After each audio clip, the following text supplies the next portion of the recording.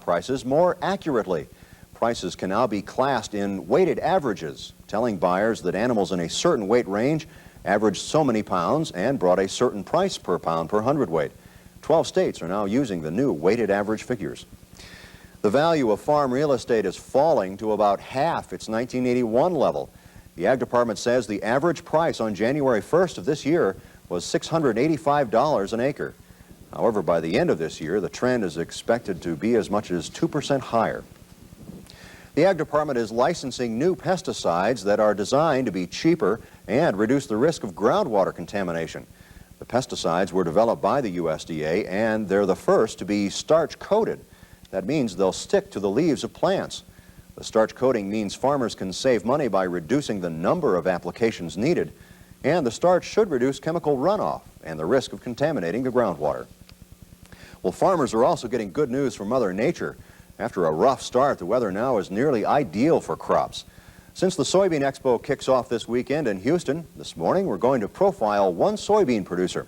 But as Tricia Slomer reports, it's going to take more than better weather to cheer this farmer up. There's a message soybean grower Jim Clindaniel would like to drive home to soybean leaders at the Expo. Well, we certainly hope as a producer that they will come up with more ideas, more new products, even promote more and more export sales of our soybeans, and we just need newer and better expanded markets to survive. Clindaniel farms around 250 acres near Bremen, Indiana. He may be a small farmer, but his problems are big. Well, these were planted May the 7th, no-till. And of course, we didn't get any rain for about a month, and they came up very, very slow, and not very many of them came up, and those that did come up, well, then the frost started in, and this whole area here was all frosted out, and of course I've had to replant.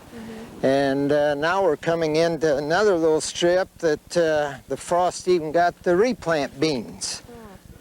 As the soybean season rolls on, Clindaniel explains what it's going to take to turn his crops around.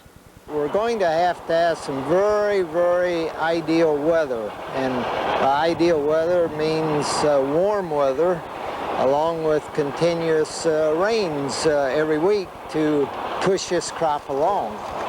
At my age, I'm about ready to get out of it, but just because you're a big farmer doesn't mean that you don't make big profits either. Sometimes you lose that much more.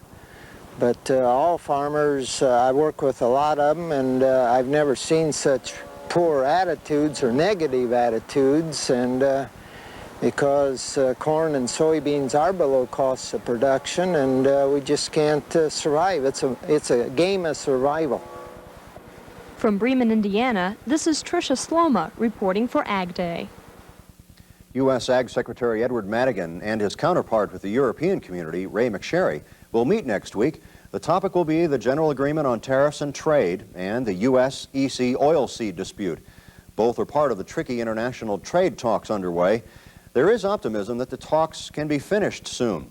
Robert Thompson, who is Dean of the College of Agriculture at Purdue University, says the North American Free Trade Agreement and the GATT talks should be successful. We anticipate that there will be a NAFTA agreement within the next couple of weeks, and that there will be a GATT agreement sometime in the next 6 months that will significantly